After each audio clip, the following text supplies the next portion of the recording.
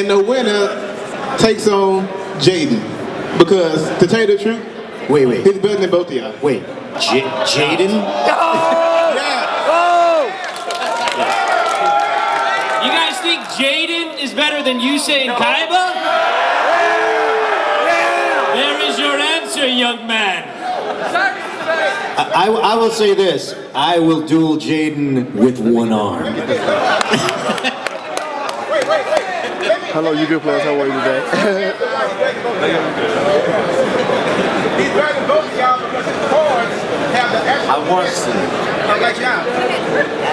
I watched the Japanese Yu-Gi-Oh! 5Ds, and I've always heard like different background music. And compared to the background music that they had at 4Kids TV, I kind of prefer the Japanese background music over the American music. Why do they redub the music? Licensing. Because if you redub the music and then they use that music on other versions, you get your residuals off of that. So that's a business decision. That has nothing to do with us either. But I will agree with you that music is key to some of this stuff. The choice of music. While we were just having this conversation the other day, it's, you can have a great script and a great actor acting that line, but if the music behind it is not supporting the drama or the comedy that's there, if it's not scored correctly, then you might not be drawn into that scene properly or be moved. Sometimes even just the silence in between is filled with the music. The silence between the lines is filled with the music, and it might bring you to tears. It might make you laugh. And if it's not scored correctly, you could kill that whole scene. So I'm glad that you are paying attention to that, because it's true. That's a key factor to this that a lot of people just take for granted. Wow, I had no answer at all for that, so well done. Sorry. I like music too. La la. I want him to. That'll go with the rock opera thing that we're doing next year when we do it. That's all I want to do. Thank you. I was just wondering if you could summon Obelisk. No! Summon horse! The Black Flame Dragon! Wait, you want me to say, I summon Obelisk, the Tormentor? Oh, great. He summoned Obelisk. I've never said that before. It's just crazy. It just came to me in a dream. Yeah, well, he got Obelisk, so I can't get Horus. Oh, hey, Kaiba, can you say, there's nothing you can afford? But that was so good. Why would I do that? Did you just summon Screw the Rose, I have money. Someone say, screw the Rose, I have money. Screw the Rose, I have money! Yeah, but isn't that an abridged line? Yes! Yeah! No. Say it! Kaiba doesn't do abridged lines. That's the type of line. Why? Because Eric's funnier than Little Karibo. No, you did it! I'll do a Little Karibo with no hands. Little Karibo OTK. Okay, that's not funny. Tight, that was the type of one. Alright, I got two questions. One of them is, I'm not blaming 4Kids, but I felt as if the dialogue within the All 4 series was a lot weaker than the original. If you guys had the chance to go back in time and had the power to change the company that dubbed the anime for English, would you? Now you're talking about the original, meaning the Japanese? Yeah. Because 4Kids usually softens it up so they can broaden their horizons with the... Well, no, they soften it up for another reason. The BSMP. Remember the difference between where we air this stuff and where here in America, there are rules by the network of what you can say. And those things, that's the filter that you have to go through. So what you might be able to get away with in Japan, whether it even be a visual, you have to change because of the rules of the network. Now, bad writing is bad writing. Yes. I'm not defending that, but just remember that the toning down things, a lot of that stuff is done because it's Saturday morning in the United States and there are children watching, and in this country we have some very crazy strict ruls. I've said this in the past at conventions and stuff. The company is called 4Kids, not for deranged adults. So they do kind of have to tamper things down. Yeah, it's just the way it is. It's a kid's show here. It may not be in Japan, but it is here, and you can't get away with mass murder or using guns or anything of that nature. So. But the question you had is, would we want to rewrite some things? Yeah, I would agree with you. I think that there are some things. I thought it was perfect. Except for Joey's lines, I would rewrite stuff. And the second question is, I know all you guys accidentally got into the business, but if anybody wants to get into the business of voice acting, how is it usually done? I mean, we each probably have our own answer. I always tell people that, let's see, first of all, I tell people to study acting, first of all. Then you want to take classes, as many as you can. Then you want to make sure you get a reel. Then you got to live in, you want to do animation, you should probably live in Los Angeles because there's very little of it in New York. But you got to be in, you want to get into voiceovers, you got to be in Los Angeles or New York or maybe Chicago. You got to knock down every door, you got to be really patient. But mostly you got to study, you got to work, because I think people think sometimes it's a simple thing you can pick up, and you just want to have as many tools as you can so when you get the opportunity to walk through the door, you're ready. Because there's not a lot of opportunity. I mean, as you can hear, and a lot of it's luck. A lot of it's being in the right place at the right time, trying to take advantage of relationships you have with people who might be in the business without being too pushy. But that's also something you have to learn, that you have to go through. I mean, I know I've been doing this for almost 20 years. I mean, not specifically voiceovers, but trying to be an actor and be in the business, and it's a lot. You have to work hard and be ready and push relationships. That's what I would say. I also think that one of the things that we miss a lot in this world are being apprentices. I learned the most by being in a studio. Even though I didn't know I wanted to be a voice actor, I absorbed what was going on. And I think that there are places, yes, in this economy it's hard to get a job, in the business, but you can still intern somewhere. If you can find like your local radio station, or you can find a local advertising agency that might do production, and you can offer your time. I've got a couple of hours a week, I'd like to can I make copies? Can I just be around? You'll absorb what's going on.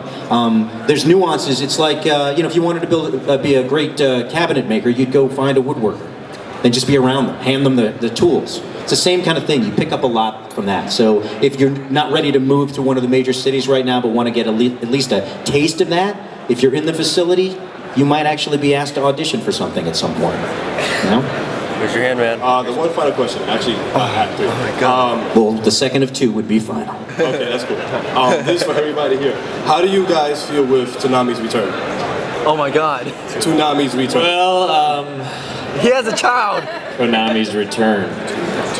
Toonami. Oh, Toonami. Oh, I don't know. Oh, right. Well, I love Cartoon Network. Is that what that's on? Yeah. I think it's great. Is Toonami specifically anime? Yeah. Then good. I'm glad it's back because this stuff is great. It's fun. Aren't we glad it's back? You should be. Are we not glad it's back? Am I barking up the wrong tree here? I take it glad it's back. The hell with Cartoon Network. Yes, it's back. Yeah. Cartoon Network has some great stuff on there, and it gives exposure to anime. That's great. Can't be anything wrong with that. Here to this guy. All right, 3 more questions. Your Yu-Gi-Oh channel. Yeah. This is funny. Hello, Yu-Gi-Oh players. How are you today? Okay. Have you ever played Yu-Gi-Oh before? I played a little bit because my son duels, but I'm not that good, and I can't duel you. I gotta tell you, maybe the 2nd or 3rd season of Yu-Gi-Oh, Dan Green and I were asked to do a DVD explaining the rules, and he and I became really good friends over the 1st season, and we thought, hey, we don't know how to play this thing. This DVD is gonna be great, we're gonna learn, we're more informed about it, we'll be able to go to conventions and talk to people and know, and we had a 4 or 5 hour recording session, and we were even more clueless than we walked into the first time. I had no idea how to play this game, and I salute you all for learning it, because it's complicated. Now, I directed the 1st season of Yu-Gi-Oh! So I got to digest every rule, every card, every move there was.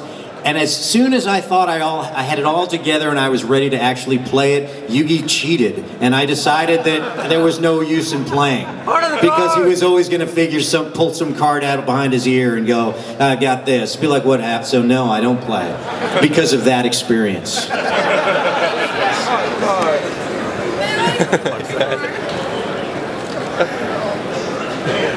I had 3 questions, but I'll just leave it alone. What I want to know is, what is your favorite line from any character that you've ever done? Ooh. Oh, I got mine. Mine's easy. You know what we think. It would be James saying, I'm a flaming Moltres.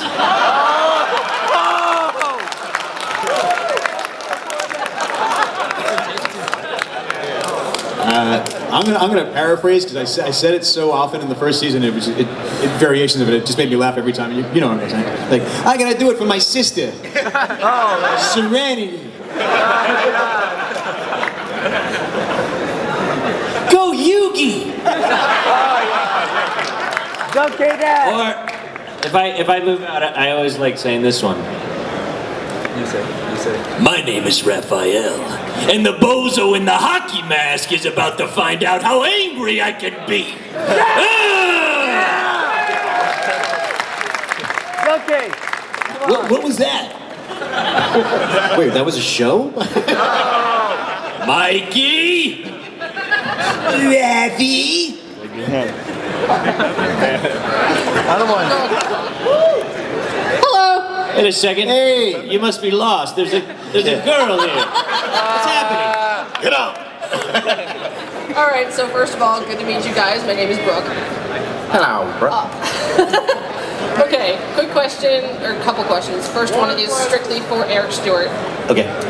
This is kind of random. When you asked about getting some girls to play in the game, was that a reference to Brock from Pokemon? Oh, I wasn't saying it because of that. Don't you want to see my jelly donuts? No, I was actually serious. My question was really, how can we get more girls to come and play this game? That's very true. What do you think, Brooke? How do we do it? Should you spread the word that there are actually girls playing the game and maybe others will come? I've been doing it for 3 years! Should we build a baseball field on our farm and... Wait, that's a different word. Now that was a good answer. I'm going to let him say that. What did he say? Female. No, he said all the guys need to shower.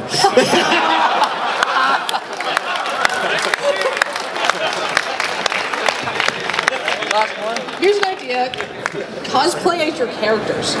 Cosplay? Cosplay as your characters. That's what. Oh, if we did that? Yes. Next year. Maybe with the rock opera, I'll wear the whole Kaiba outfit. Yes. What do you think? Yes. Yeah. Next year. Okay. Here's the question for all of you. This is a legitimate one. I know you guys do the English dubbing for the Yu-Gi-Oh series, but out of curiosity, can you or have you ever tried voice acting in another language? And if so, which ones could you possibly demonstrate? Ooh. Pass. ¿Dónde está la biblioteca, Yu-Gi-Oh? The furthest I think I ever went in that direction was I play Midnight on Kirby and I use a Spanish accent. Yes, of course. Leave tonight. All right, we're done with, would you like to finish off with any ending words for our fans out there? I would just like to say it's been a blast and thank you for having me here. This is my first year here and I just, the whole event is a lot of fun. It's great to actually get to meet the fans and I am, you know, I do play a mean, jerky character and let's just say a little bit of that is my personality, but mostly I'm actually kind of a nice guy and I'm actually kind of humbled when you guys come up to me and tell me how much you like my work, so I appreciate that.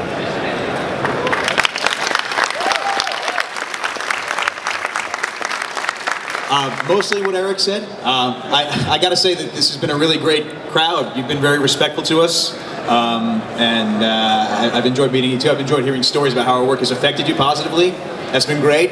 I've had a couple of really good stories about our characters inspiring you to rise above whatever situation may be bringing you down, and I'm glad that our work does that, because honestly, it's a lot of fun for us. We don't really get to see how it affects you. So, thank you for that. Thank you for the stories, and enjoy yourselves, man. Thanks.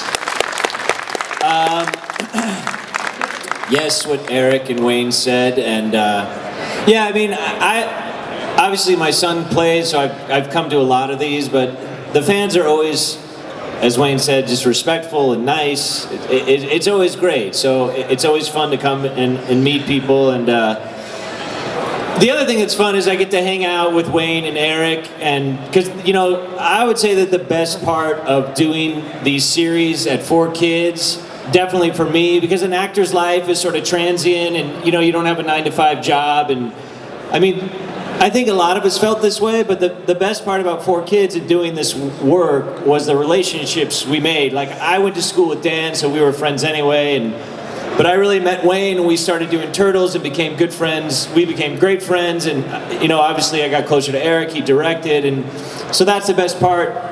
Was the best part of 4Kids for me, and this gives us another opportunity to hang out and also meet you guys, which has been great. So thank you very much. Appreciate it.